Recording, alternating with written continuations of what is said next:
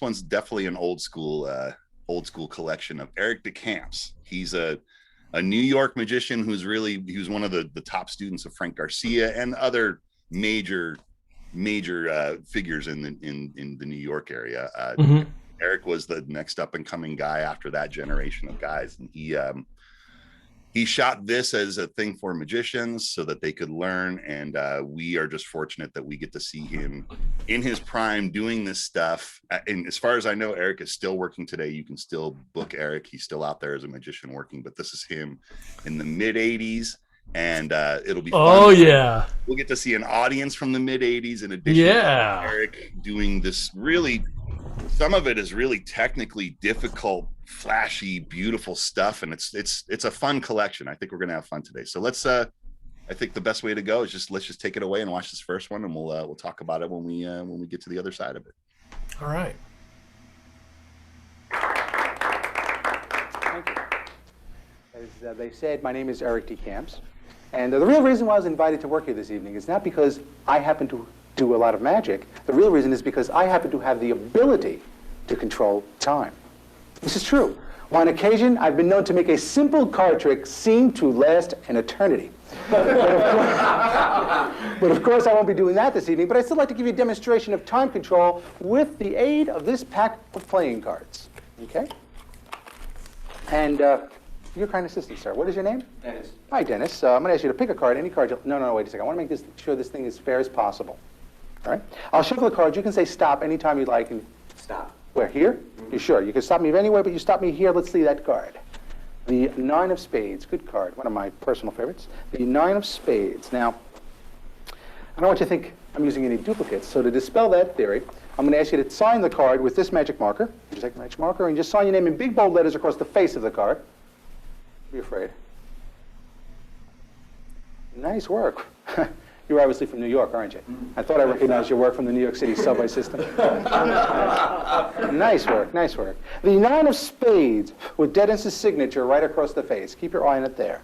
See, I can shuffle the cards as much as I'd like, losing his card in the pack, or I can cut him in as much as I like. It doesn't make a difference, because all I have to do is to snap my fingers. His card goes back in time. I love this part. Goes back in time and jumps right up to the top of the deck where it was just a moment ago, where it was just tough crowd.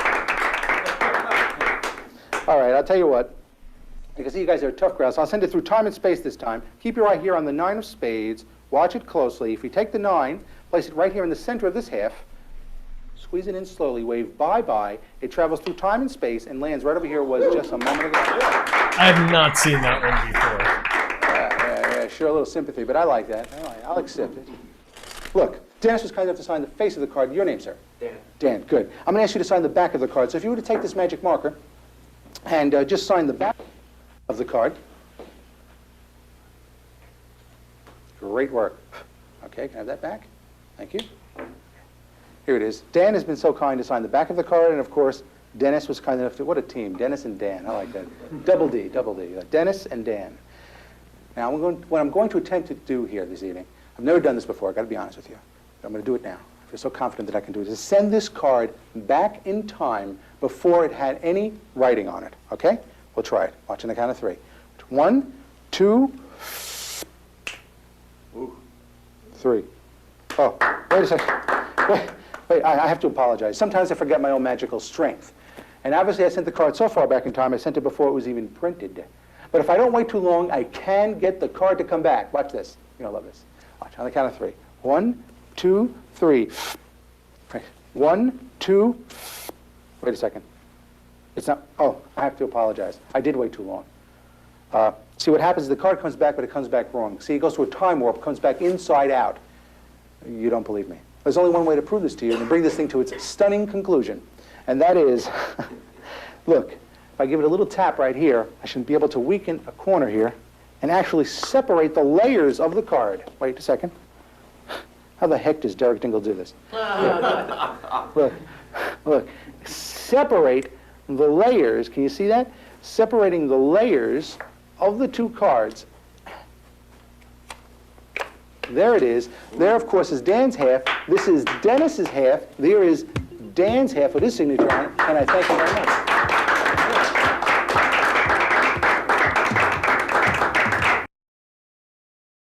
Well, well, well.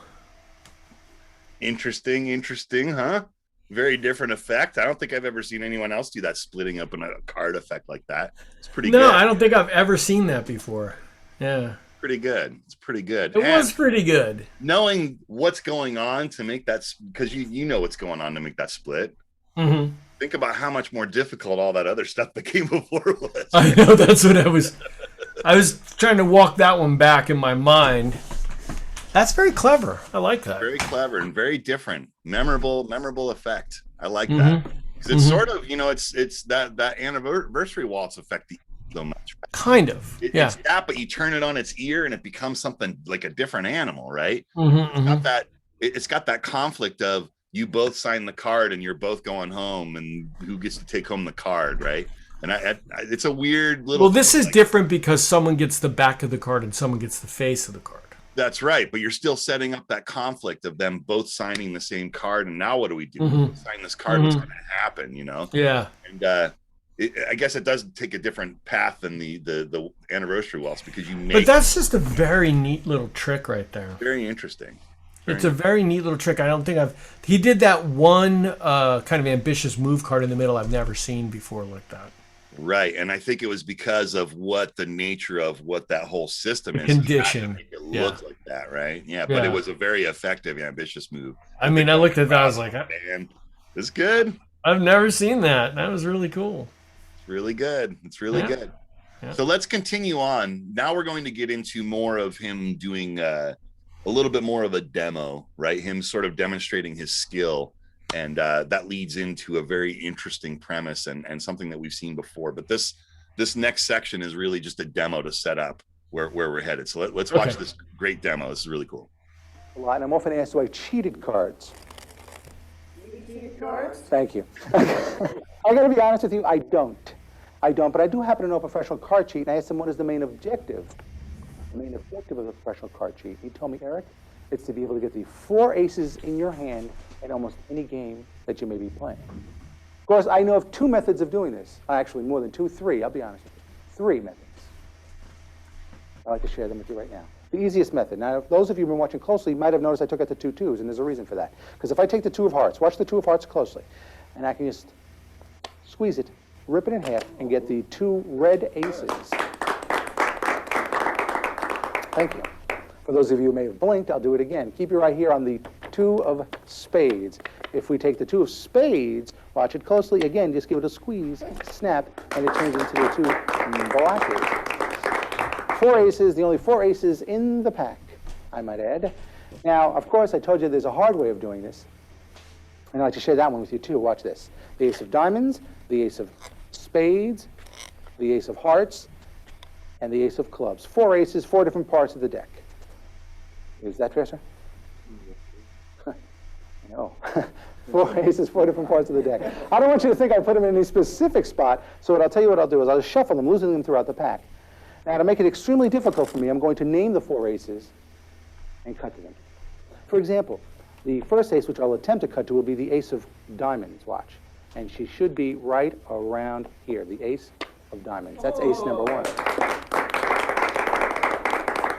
That does leave me with 3 aces left, the ace of spades, hearts, and clubs. Watch this, the ace of clubs. You get it right around here.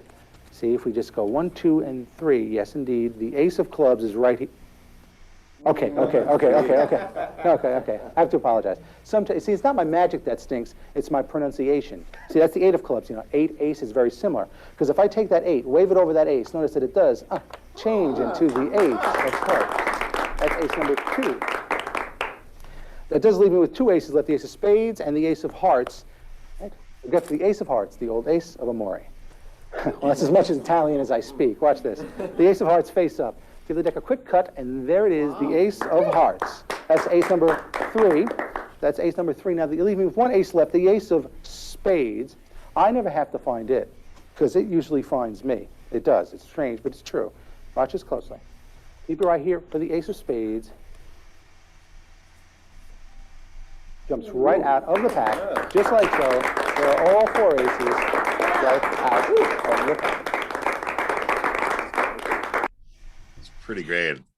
I love that. What Yeah, I mean, what a great little. I mean, everybody knows a bunch of 4-H tricks, and they rarely use them. That's right. You know, but just kind of put it together with like a little tiny story like that, and it's a great showpiece. And what he's really done here is he's set up that he's got some skill to move into this next thing, right? Because he used this as like, this is how you would do it if you were using skill to show off, that sort of thing. Yeah. And this next one that we're moving into, this is definitely, he set this up so he could go to this direction and have it be more magical and not about just overt skill. So let's just jump right into this next one because it is that, right? This was all a setup for the one that we're going to watch now. Okay. Now, I must admit that those methods that I just showed you are kind of flashy. And they really wouldn't get over in a game. Like a professional card cheat would never use this because it's too flashy. So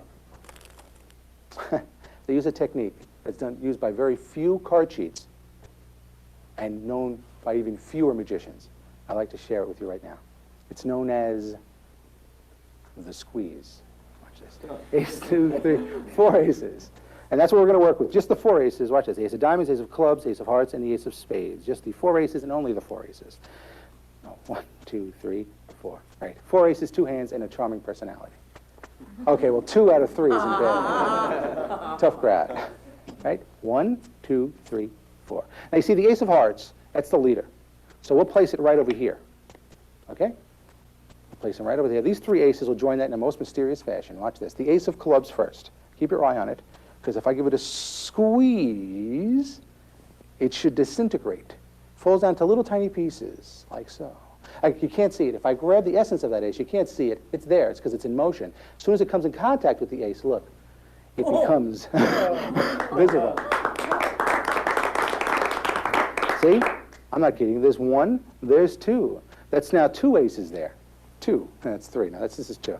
Like the ace of clubs, the ace of hearts. Watch those 2. Place those there. We'll take the ace of, the ace of spades next. Watch the ace of spades. You can see it. Here it is. Give it a squeeze. It disintegrates, drops down. Grab the essence of that ace. You can't see it again because it's in motion. But as soon as it comes in contact with the other 2, it becomes visible. Yeah. There's number 3. 1, 2, and 3. Okay? 1, 2, and 3. We'll place those 3 there. Now, of course, if those of you have been paying close attention, remember that the ace of hearts is the one they've been joining. It's been the leader. So I think it's only fair at this point that it join them. Fair? I think so. So we'll set it up. Wait, neatness counts in magic, so let me set this up correctly. That's better. Keep your eye here on the ace of hearts. See, if I do this, give it a little rub, it creates static electricity. It clings to the palm of my hand. If I give it a squeeze, again, it disintegrates, just like the other 3.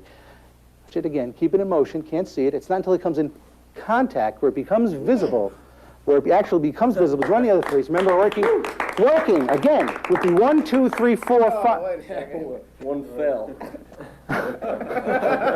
No. 5 aces. No, that's no good. No, see, it's not an ace, sir. It's a 10 of spades. Now, of course, 4 aces is a great hand in poker, right? But actually, what it would be a royal flush.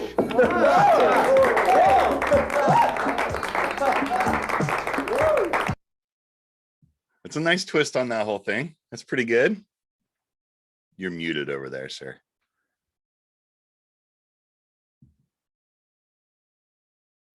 There it is. There you are. It's a nice exclamation point on that routine. Totally. It's got a little bit of a sucker move that happens there, but with the effect outcome, I think it's pretty good. It's great. Yeah. It got me. It's great. I like that. I like that a lot.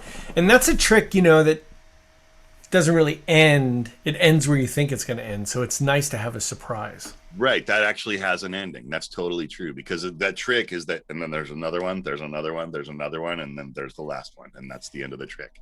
Yeah. Right? That is an ending. Going right where you think it's going to go. And then to have this ending on it just really kicks it up a couple of notches. Right. And it ties back to that first ace demo where he's doing all the flashy stuff. Now right. Crumble, nothing, and then he's spread there. And I think it's pretty elegant and magical. I mean, you're taking the spectators on this ride, and they're, I think that they were with them there because all the oohs and ahs were happening at just the right place. Oh, yeah. Oh, no, they loved it. Yeah, it's wonderful. They loved it. Very and that's cool. important. you know. You started to notice the audience members with their 80s hair. It's pretty I fun. love it, man. You see that stash that guy's got? It's so 80s. It's right a there. pretty big stash, and he's got a pretty big, a big hair. Oh man, well. It's pretty amazing. Different times, Yeah. different times. yeah. I don't know what to say, man. Oh, there's not much. A lot of hair product, a lot of blow drying time, a lot of vent brushes, Yeah, a lot of exactly. round brushes. Exactly. Work. Well, they There's didn't have work. they didn't have the computer in their pocket to distract them so much. They had time to do their hair, right? That's right. You weren't working on your profile. You were working on your hair. You're working on your hair.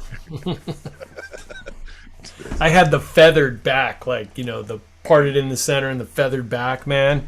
The Keith Partridge. Nice. Yeah. Now I got How much time do you have to put in on that in a day? I don't know. I don't even remember. You let it Whatever go. it was, it didn't matter. Whatever it took. That's Whatever it took, man. I wasn't working with a lot, That's funny. Now I look like a thumb everywhere I go. Life marches on, right? Keep going. No more products. That's for sure. Yeah, you don't have to spend as much on hair care products, so it all, Right. All evens out. All evens out.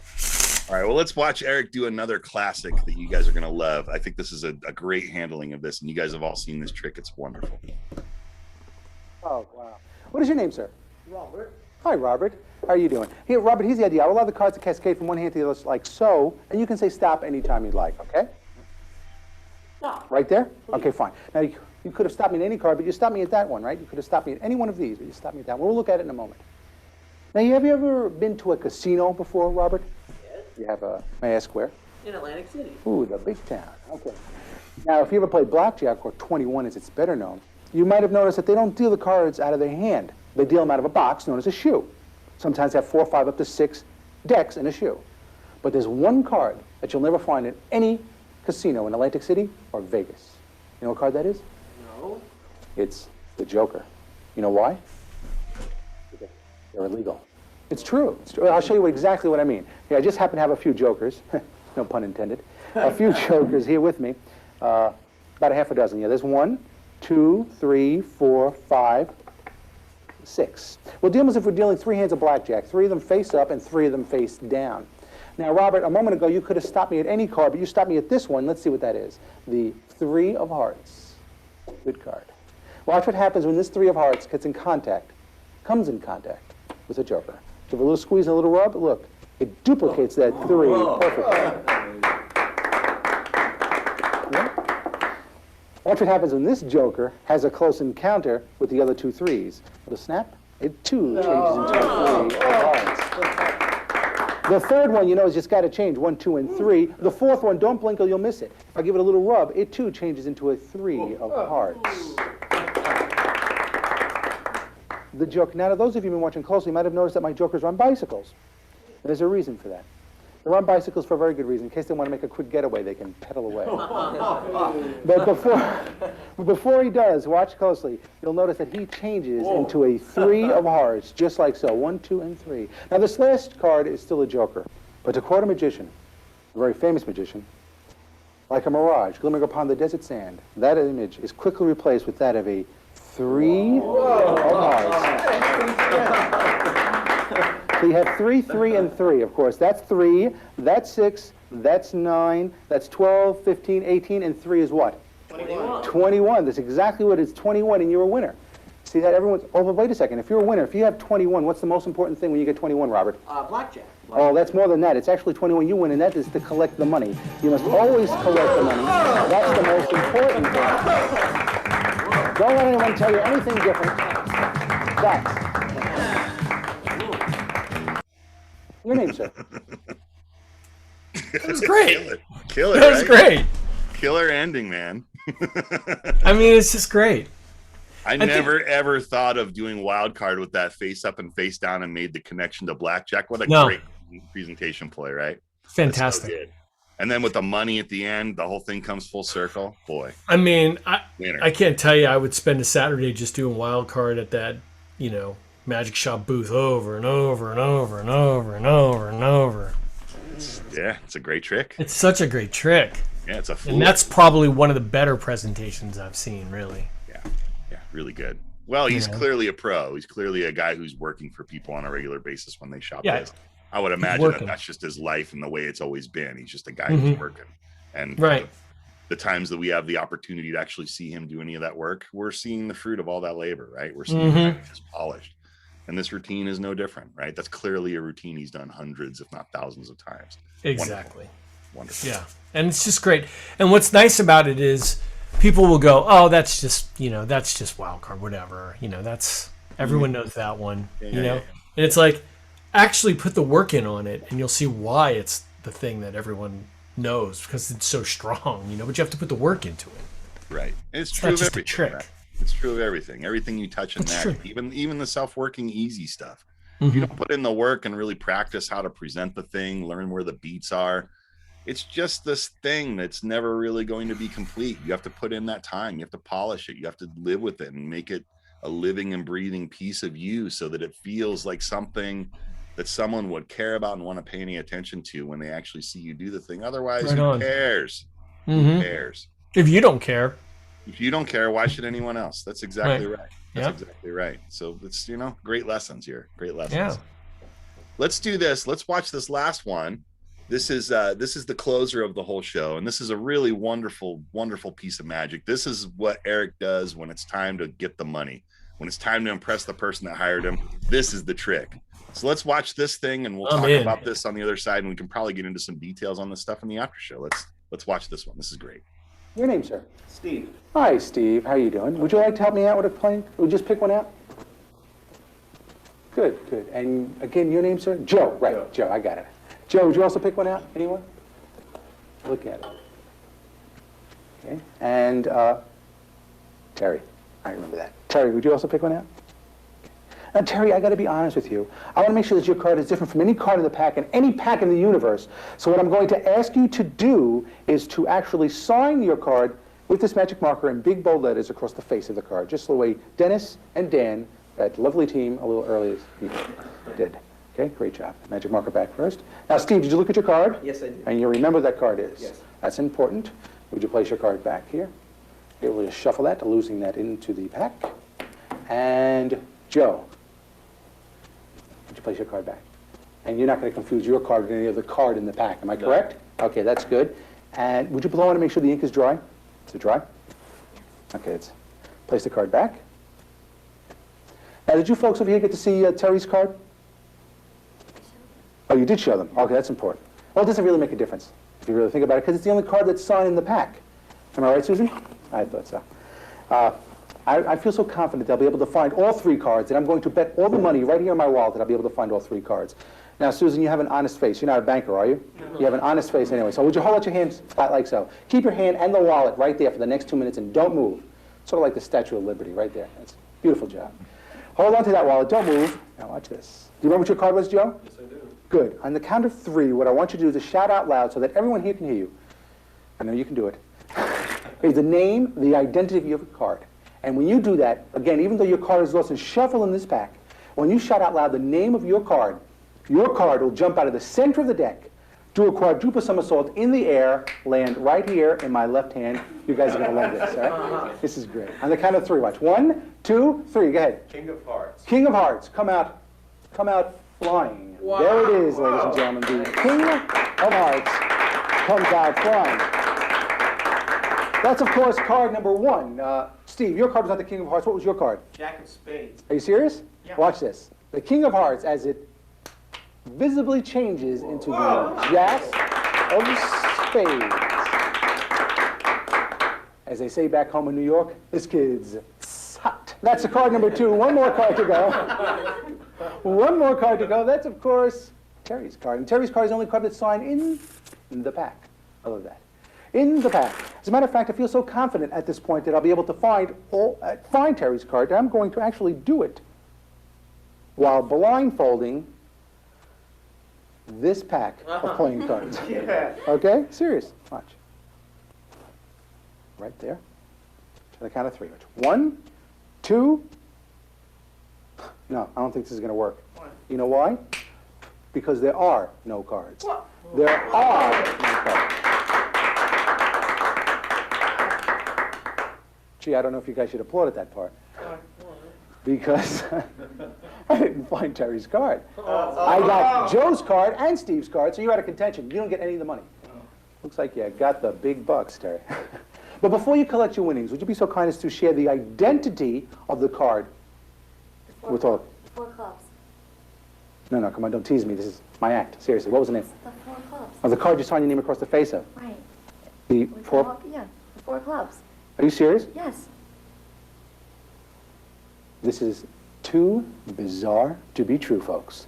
This is something that most definitely borders on the macabre, if you know what I mean. Because before coming out here this evening, I placed a prediction inside of my wallet. Now, Susan, you've been holding on to that wallet since the beginning of this routine, am I correct? That's right. And at no point have I come to you, am I correct? That's right. It's important that you remember that. It's more important that we all remember that.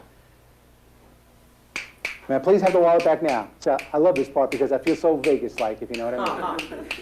Inside of the wallet, folks, notice I happen to have a zippered compartment. Can you see that? Terry, would you be so kind as to open up my zipper there? Oh, come on, it's a family show. It's a family show. It's the zipper of the wallet. Inside of the zipper compartment, I happen to have my prediction card. Yes, indeed, my prediction card, the 4 of clubs. But wait, before that thunderous applause subsides. The miracle does not end there, because it's not just any 4 of clubs. Notice that this happens to have Terry's signature right across the face. I thank you very much.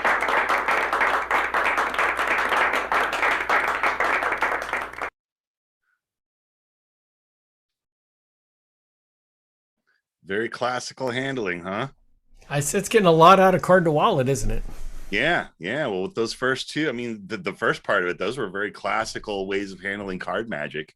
And then it's like the wallet went on top of it. Like that almost felt like it was like Leipzig magic, you know what I mean? For those first 2 cards being found. And then having the wallet on top of it, and it's a killer load, and he vanishes the deck. I mean, yeah. like, I mean, it's just a little bit of it all, man. It's good. It's a great little thing. And it looks like it's fairly stand-upable too, you know? Like, you know, That's I right. think you can do it anywhere, you know? That's exactly right. Yeah, he didn't need that table there. No, he doesn't need that. Standing on either side of him, totally. You know, I always look at that, you know? Yeah, and this is his get the money trick, right? This is the one that he's doing for, you know, for the person that hired him at the party, right? He's doing this for when he's leaving to make sure he puts that exclamation point on the night, right? This is the trick. So, yeah, solid piece of magic. There's, you know, it's definitely a study in watching a pro. Again, clearly has done this hundreds, if not thousands of times, and it's, you know, it's solid. Under fire, too. Under fire, clearly.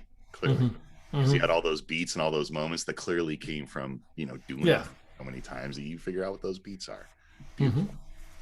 Beautiful. Yeah, I love that. I've heard his name many times. I've seen a couple of things. I haven't seen that stuff. It's really great. Well, this is definitely old school Eric DeCamps, right? Because he's gone way past this. He's become, last time I saw him, he was doing stuff like Rene Lavande, right? I mean, he's getting very poetic and almost there's points where he's not speaking as much anymore. And he's just really a wonderful magician who studied it his whole life, clearly loves it so much that he's putting everything he has into it to make it into an experience, you know, make it into something that people talk about for the rest of their lives. And they remember that moment of standing in front of you, you know, seeing that magic. So yeah, my hat's off to him. I think Eric is one of the greats, man. He's definitely one of the modern masters. And yeah, if you have a chance to go and see the guy, do it. He's one of the greats.